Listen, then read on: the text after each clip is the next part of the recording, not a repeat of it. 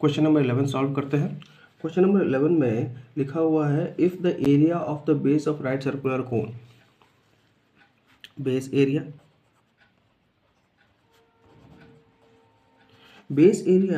इसमें दिया हुआ है 51 सेंटीमीटर स्क्वायर और वॉल्यूम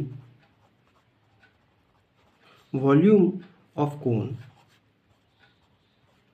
है 85 सेंटीमीटर क्यूब और हाइट हमें निकालना है। हमें पता है कि वॉल्यूम जो होता है, वॉल्यूम को हम लिख सकते हैं 1/3 into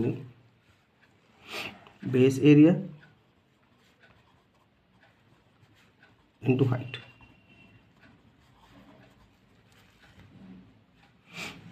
equals to 1/3 into base area कितना है हमारा 51 into height h,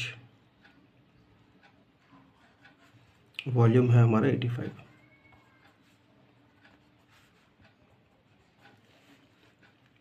h equals to 85 into 3 divided by 51,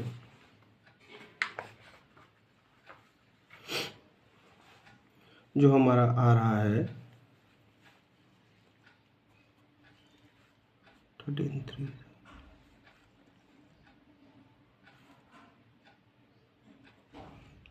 5। ये 5 कैसा आया, 3 से काटेंगे, 3 1 ज़ा 3, 3 7 ज़ा 21 और 7 5 से 85, तो ये 5 आया हमारा आंसर। अब आप पूछोगे ये वॉल्यूम का फॉर्मूला कैसे आया। वॉल्यूम का फॉर्मूला क्या होता है, वॉल्यूम ऑफ कोन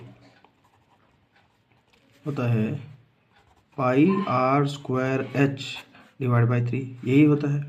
अब ये जो है पाई आर स्क्वायर, ये इसका बेस है, बेस एरिया है, तो मैं इसको लिख सकता हूँ base area into height divide by 3, और यही चीज़ मैंने यहाँ किया है। हमारा नेक्स्ट क्वेश्चन है if zeros of the quadratic polynomial ax² + bx + c where a and c is not equals to 0 are equal, then अगर इस क्वाड्रेटिक इक्वेशन का जो पॉलिनोमियल है इफ जीरोज ऑफ क्वाड्रेटिक, अगर जीरोज इक्वल है, इस quadratic equation का zeros जो है वो इक्वल है, तब क्या होगा, ये पूछ रहे हैं। इक्वल रूट्स का कंडीशन क्या होता है, इक्वल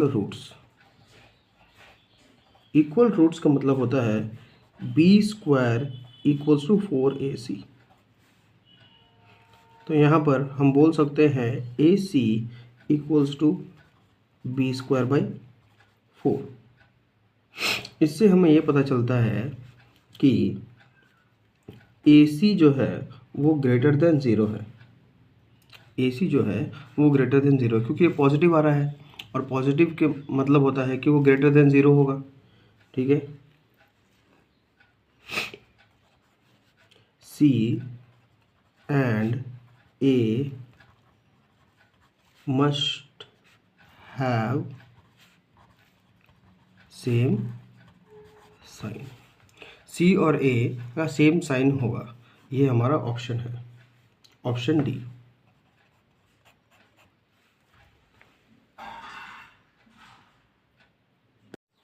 हमारा नेक्स्ट क्वेश्चन है क्वेश्चन नंबर 13 सैम्पल पेपर का। बोल रहा है कि the area of a sector of a circle, जिसका रेडियस दिया हुआ है, रेडियस है 21 centimetre and length of arc है 22 सेंटीमीटर। अब ये कह रहा है कि ये जो सेक्टर है, इस सेक्टर का एरिया हमें निकालना है। एरिया ऑफ सेक्टर क्या होता है, एरिया ऑफ सेक्टर होता है half into l into r, जो हो रहा है हमारा 1/2 इंटू एल हमारा कितना है 22 इंटू 21 11 तो 21 231 सेंटीमीटर स्क्वायर। ये है हमारा आंसर। एरिया ऑफ सेक्टर है हमारा 231 centimetre square. Area of sector निकालने का एक और फॉर्मूला होता है। Area of sector equals to होता है pi R square theta by 360 degree. ये दो फॉर्मूला होता है। अगर आपको लेंथ ऑफ आर्क दिया हो तो आप ये फॉर्मूला लगाएंगे, half into l into r. और अगर आपको एंगल दिया हुआ हो तो एरिया ऑफ सर्कल और उसके बाद ये एंगल ये थीटा होता है, तो उसके हिसाब से हम ये फॉर्मूला लगाएंगे pi R square theta by 360 degree. Thank you. Question number 14 है कि if triangle ABC is similar to triangle DEF। अगर triangle ABC is similar to triangle DEF है और AB equals to 6 centimetre, DE equals to 9 centimetre, EF equals to 6 centimetre, FD equals to 12 centimetre, then हमको निकालना क्या है perimeter of triangle ABC। ये दो triangle है हमारा,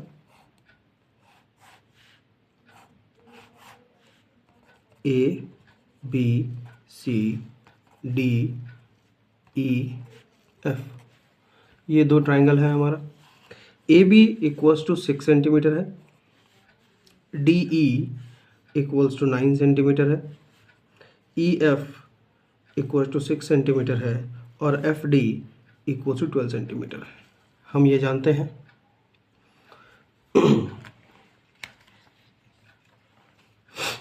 हम ये जानते हैं अगर ट्रायंगल ABC सिमिलर हो ट्रायंगल DEF से, तो हम ये लिख सकते हैं कि AB by DE equals to BC by EF equals to AC by DF। हम ये क्यों लिख रहे हैं? क्योंकि अगर कोई दो ट्रायंगल सिमिलर हो तो हम उसका साइड्स जो होता है वो प्रोपोर्शन में होता है।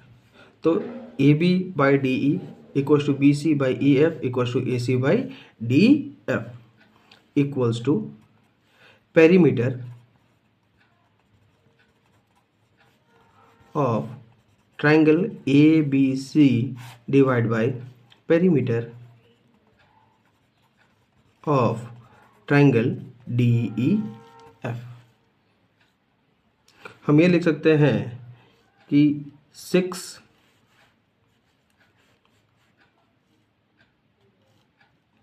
By 9 equals to perimeter of triangle ABC divide by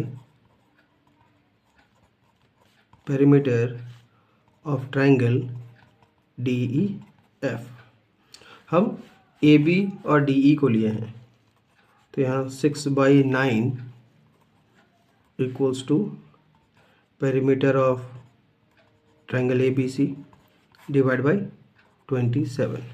तो इससे हमारा आंसर आ रहा है perimeter equals to 6 into 27 divide by 9। 9 3 6 3 18 centimetre हमारा आंसर है। पेरीमीटर ऑफ ट्रायंगल DEF हमारा है 18 centimetre. Thank you. Question number 15 ये कहता है if the probability of the letter chosen at random from the letter of the word mathematics to be a vowel is 2/2x + 1, then x is equal to, ये क्वेश्चन ये कह रहा है कि एक मैथमेटिक्स एक वर्ड है, उस मैथमेटिक्स वर्ड में अगर एक वर्ड हम उठा रहे हैं, एक लेटर को हम उठा रहे हैं और वो एक वॉवल है और उसका वैल्यू 2/2x+1 है, तो x का वैल्यू क्या होगा। तो हम इसमें लिखेंगे कि the total letter in mathematics, the total letter in mathematics,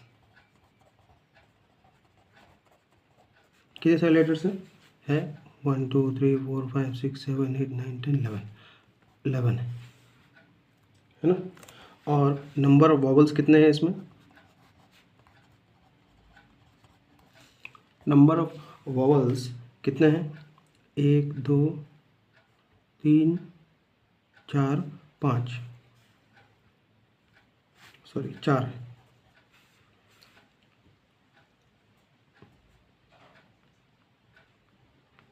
चार वॉवल्स है। प्रोबेबिलिटी क्या होगा हमारा? Probability of getting a vowel होगा 4/11, यही होगा।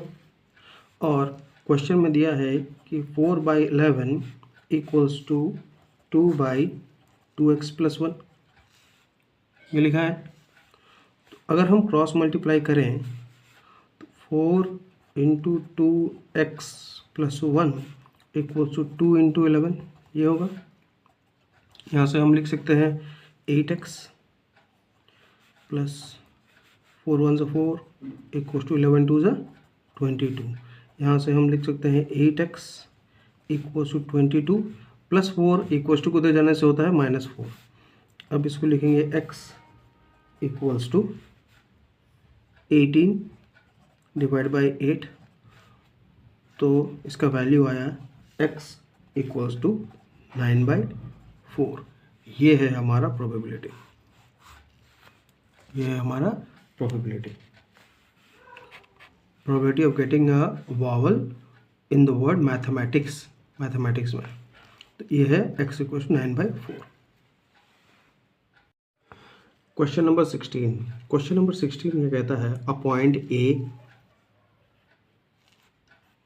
से कोऑर्डिनेट दिया है 9,0, पॉइंट B इसका कोऑर्डिनेट दिया है 9,-6, पॉइंट C जिसका कोऑर्डिनेट दिया है -9,0 एंड पॉइंट D जिसका कोऑर्डिनेट दिया है -9,6 are the vertices of R. ये किसके वर्टिसेस हैं? किसके वर्टिसेस मतलब इसके शेप, जो ये शेप बनेगी तो ये क्या होगा। तो मैं यहाँ पर ग्राफ बना रहा हूँ 1 2 3 4 5 6 7 8 9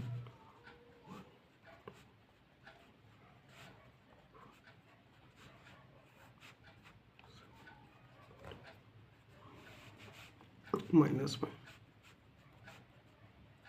पहला है 9,0, 9,0, दूसरा है 9,-6, 9, -6, -1, -2, -3, -4, -5, -6, ये हो गया 9,-6। तीसरा पॉइंट -9,0, -9,0 और चौथा है -9,6, 1 2 3 4 5 6 -9,6 ये होगा।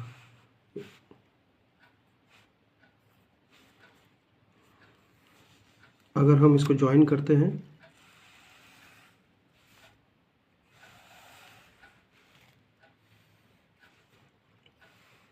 इसका शेप एक पैरेललोग्राम की तरह है। आप देख सकते हैं ये लाइन, ये डिस्टेंस सेम है, ये डिस्टेंस सेम है और पैरेलल है, इसलिए ये क्या है? एक पैरेललोग्राम है, पैरेललोग्राम का पार्ट है। तो ये ऑप्शन सी इसका राइट आंसर होगा।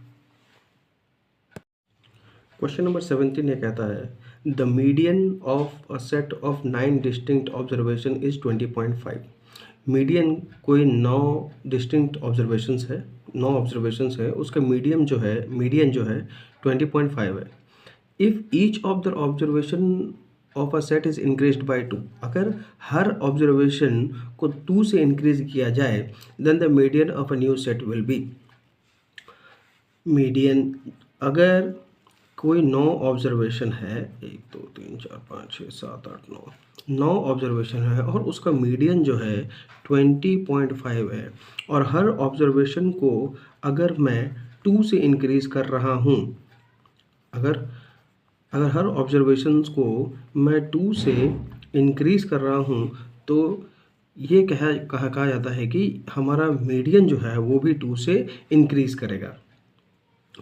तो ये हो जाएगा 22.5 जो हमारा आंसर है। ऑप्शन ए करेक्ट आंसर है। Observation will increase by 2, increased by 2। Question number 18 ये कहता है the length of tangent drawn to a circle of radius 9 centimetre. एक सर्कल है, इसका रेडियस है 9 centimetre, from the point at distance 41 centimetre from the centre of a circle. ये जो एक पॉइंट है, इस पॉइंट से सेंटर ऑफ सर्कल का डिस्टेंस है 41 सेंटीमीटर। तो इस टेंजेंट का डिस्टेंस कितना है, पीटी कितना है, ये पूछ रहा है। हम ये जानते हैं कि टेंजेंट है, लिखेंगे कि tangent is perpendicular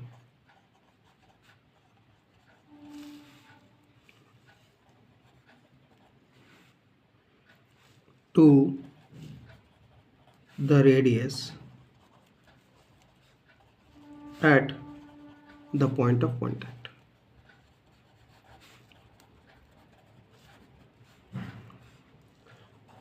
In triangle OPT,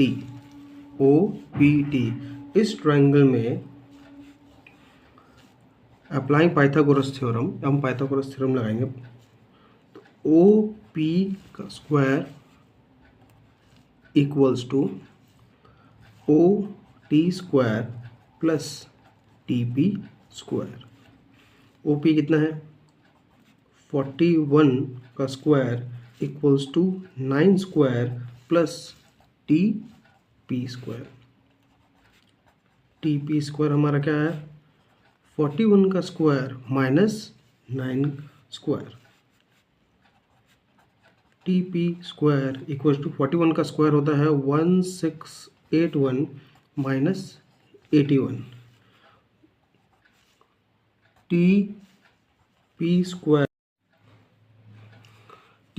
equals to 1681 minus 81। TP square equals to 1600। जब 1681 माइनस 81 होता है 1600। TP equals to root over 1600, root over 1600 होता है 40, तो TP का वैल्यू है 40। क्वेश्चन नंबर 19 असर्शन और रीजन का है। असर्शन ये कहता है the number 5 to the power n, 5 to the power n cannot end with the digit 0। ये 0 से कभी एंड नहीं होगा। Where n is a natural number, अगर n नेचुरल नंबर है, नेचुरल नंबर मतलब 1 2 3 4 ऐसे कंटिन्यू। तो ट्राई करके देखते हैं।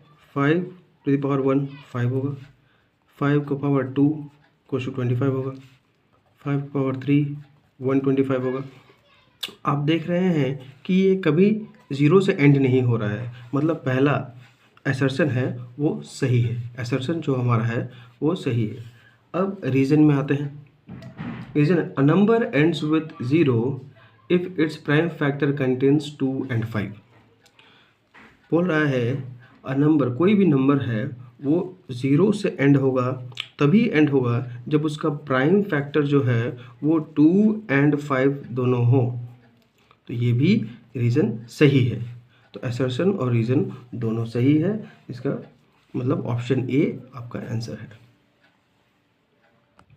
तो हम कह सकते हैं कि both assertion and reason are true and reason R is the correct explanation of assertion A. Reason R जो है वो करेक्ट एक्सप्लेनेशन है for assertion A. Question number 20। Question number 20 भी असर्शन और रीज़न का है। असर्शन कहता है if cos a plus cos square a equals to 1, if cos a plus cos square a equals to 1 अगर है, then sin square a plus sin to the power 4a equals to 1 होगा या नहीं, है ना, ये सही है या नहीं। तो हम यहाँ देखेंगे cos a equals to 1 minus cos square a लिख सकता हूँ मैं। 1 माइनस कॉस स्क्वायर a क्या होता है, साइन स्क्वायर a। अगर मैं इसको यहाँ पुट करूँ तो ये होगा, मैं जानता हूँ कि sine square a plus cos square a equals to 1 होता है ना। अगर साइन स्क्वायर a लिखूँ, कॉस को मैं साइन मानूँ तो साइन स्क्वायर a का होल स्क्वायर हो जाएगा इक्वल्स टू 1। तो यहाँ देखें sine square a plus sine to the power 4a equals to 1। क्या ये प्रूफ हो गया? तो हमारा असर्शन सही है, हमारा असर्शन सही है। और इसके रीज़न क्या दिया हुआ है? रीज़न है कि sine square a plus cos square a equals to 1। हाँ, रीज़न भी सही है। तो हम ये कह सकते हैं कि both assertion and the reason are true and reason R is the correct explanation for assertion A। तो ऑप्शन ए करेक्ट होगा।